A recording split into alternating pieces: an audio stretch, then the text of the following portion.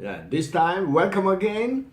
I'd like to comment on the cost sharing of the USFK, United States Forces stationed in Korea.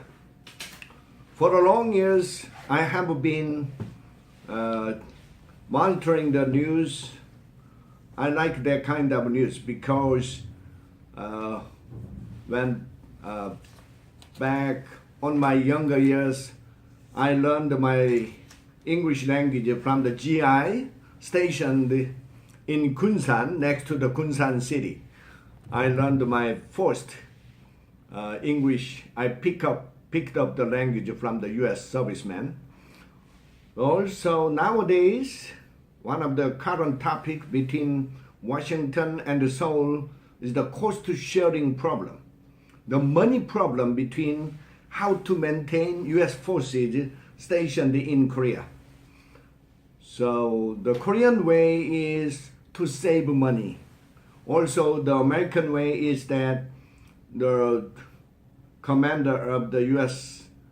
forces, the President Trump, is the businessman. He knows businessman and he's quite an expert of a negotiator.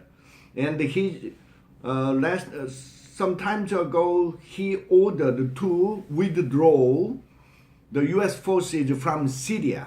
So it is a good example. He will use the same tactic, would like to withdraw American forces from South Korea.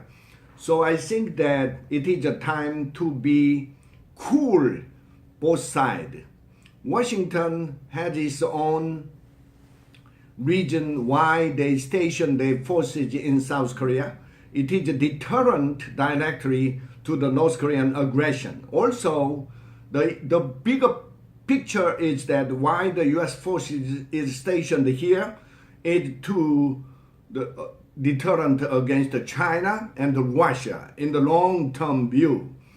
Also, to our side, the U.S. forces station is quite necessary because our economy is protected by the U.S. forces here. Without the defense posture of the U.S. forces, we cannot compete with North Korea.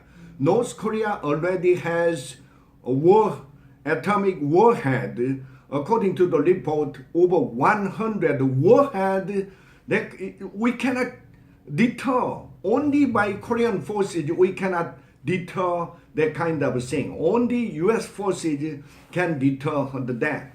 So I think that over 70 years strong alliance between Washington and Seoul, we cannot lose that position. So we must be very careful. We pay more, and the U.S. side, they say, too softer to the Korean side. To both sides agree and maintain the U.S. forces at the current level. That is very important for the South Korean economy and also the defense line against Japan, against even to the United States. I think that's the balance, I think. Money problem and 70 years alliance problem. Thank you for watching. They continue in the future also.